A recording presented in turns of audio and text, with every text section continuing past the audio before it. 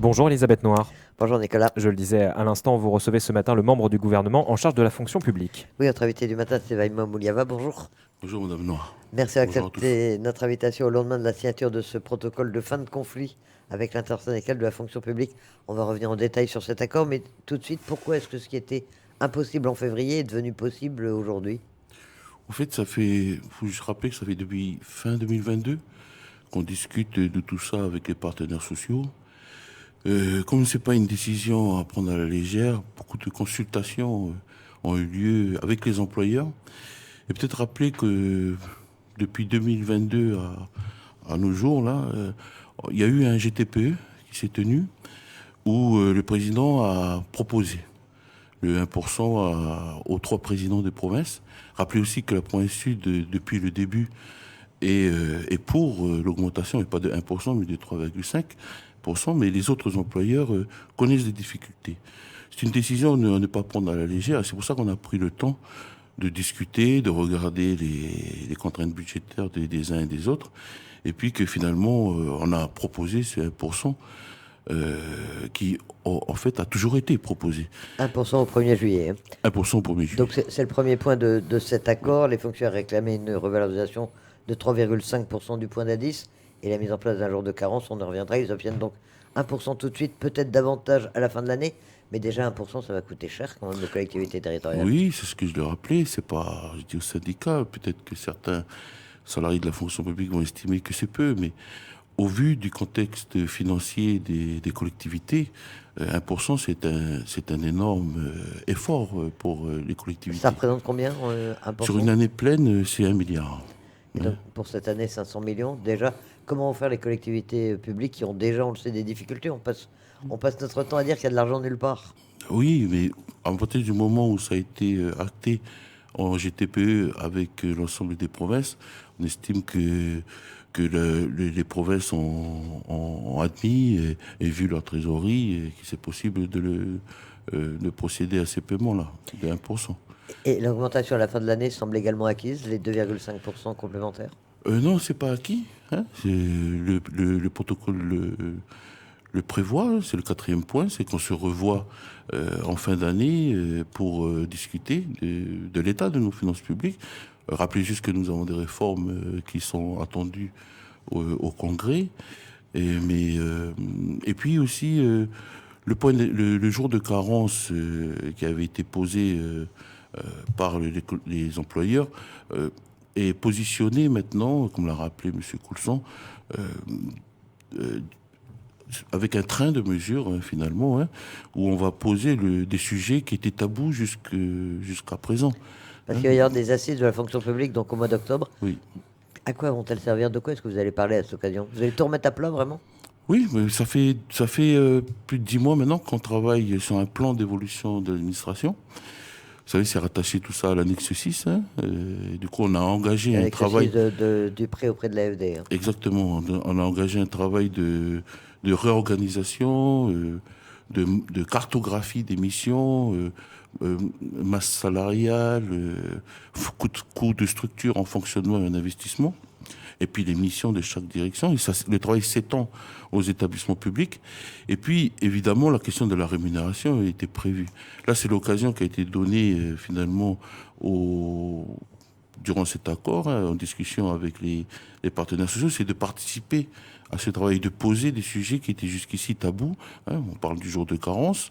On va travailler aussi sur la question de la rémunération, l'indexation, des mesures pour les bas salaires, hein, un peu à l'image de ce qui se fait dans l'Hexagone à l'initiative du ministre Guérini, qui va augmenter aussi de 1,5 en plus, mais aussi travailler sur les bas salaires, sur les grilles indiciaires, sur les catégories C et B. Et les syndicats de la fonction publique vous semblent ouverts à ces discussions?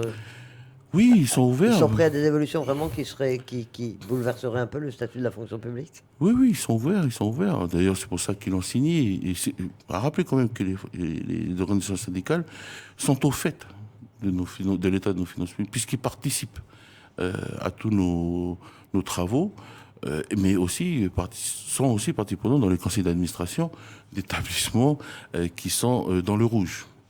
Donc un bon accord finalement, même si on a eu le sentiment que l'impact de la grève n'a pas été extrêmement ressenti fortement. Vous, quel diagnostic que vous faites? C'est une grève qui a été suivie vraiment dans la fonction publique territoriale? Nous, les chiffres que nous avons, les chiffres sont un peu mitigés. Est-ce que pour autant, il fallait continuer à être sourd à une demande finalement qui nous semble assez légitime de nos agents publics? Rappelez quand même que sans les agents publics, nous ne pouvons pas fonctionner. Et finalement, ce qu'il faut retenir, c'est que euh, nous avons été attentifs à la demande de pouvoir d'achat des agents publics, mais surtout pour les bas salaires. Alors l'autre gros dossier dont vous avez la charge, Vaïma Mouliava, c'est celui de l'ACLR, la Caisse locale des retraites. Vous êtes le président de son conseil d'administration. Là aussi, il y a plus d'argent. Vous êtes tout de même tenu à rassurer les retraités de la fonction publique. Les pensions de juillet vont être versées. Oui, la caisse locale des retraites, c'est pas, on découvre pas sa situation. Hein. On a travaillé, juste rappeler qu'on a travaillé, fait voter un plan de sauvetage en s'appuyant sur l'accompagnement, l'expertise d'un cabinet d'actuariat et aussi sur le rapport de la Chambre territoriale des comptes qui avait audité la CLR et fait un nombre de préconisations. D'ailleurs, on a augmenté les cotisations et ça va se faire de manière progressive. On va passer de 35 à 39 de pression, finalement, d'augmentation des charges patronales et salariales. L'un des Jusqu'en problèmes, c'est 2027. les cotisations qui ne sont pas payées. Oui, ben, on fait face à un problème structurel qui date pas d'aujourd'hui. Fin des années 90, des années 2000, on savait déjà que le ratio cotisants et bénéficiaires s'est dégradé.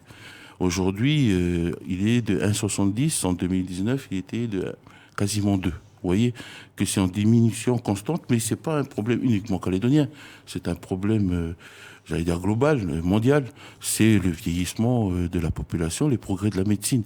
Donc c'est vraiment un défi auquel on devra répondre. Hein, il faudra apporter des réponses. Mais aussi, la CLR vit un problème conjoncturel. Vous savez, lié à la protection sociale et au problème du RUAM. Et puis, les hôpitaux ne payent plus leurs cotisations patronales et salariales, non patronales, parce que ils font face à des problèmes. Et le problème, c'est qu'aujourd'hui, des employeurs rejoignent finalement ceux qui n'y arrivent plus à payer leurs cotisations. Alors, qui sont les mauvais payeurs? En tout cas, vous êtes tenu à préciser que ce n'était pas l'État, que l'État lui payait ses cotisations normalement. Oh oui, ça, il faut le préciser, parce que bon, aujourd'hui, tout le monde parle et parfois la parole n'est pas précise, et donc il faut la clarifier. Oui, d'ailleurs, l'État est à nos côtés, parce que nous suivons avec, ça fait 3 semaines quand même qu'on travaille avec la Direction Générale des Finances Publiques, et puis la TREPUNC, et puis les services de l'État, pour trouver une solution, et avec l'OPT aussi, hein, et d'ailleurs, on va convoquer les conseils d'administration du 19 et le 20 juin pour nous, enfin, juillet, l'OPT et la CLR, où on va proposer le paiement en avance, de faire acter finalement par les conseils d'administration le paiement en avance des cotisations de l'OPT, Voilà, qui va nous permettre d'avoir un peu plus de visibilité jusqu'en décembre. Il y a eu 2 collectivités qui sont intervenues Oui. quand on a appris que la CLR n'avait peut-être plus de quoi payer les pensions de juillet. C'est l'OPT d'une part, la province sud d'autre part, qui paie donc par anticipation ces cotisations. C'est quand même une bouffée d'oxygène pour la caisse. Ben, je me réjouis que la province sud cette semaine s'est exprimée sur ce sujet. Nous avons reçu un courrier de Madame la Présidente qui a rejoint l'élan de solidarité de l'OPT. Oui, c'est très encourageant. Malgré le climat un peu, comment dire, où tout le monde réclame, etc.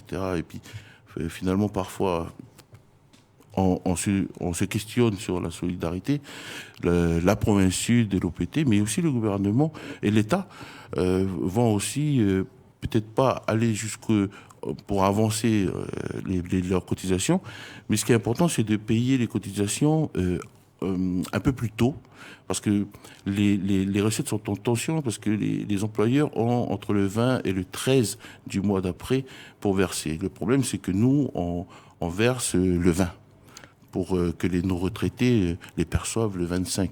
Donc il y a un problème de délai.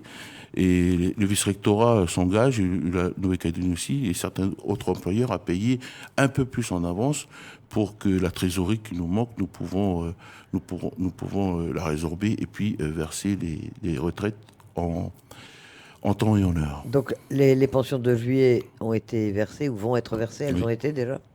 Oui, elles vont être versées là bientôt. Et après août, septembre, vous avez les moyens ou vraiment ou vous serez encore en tension pour ces mois-là?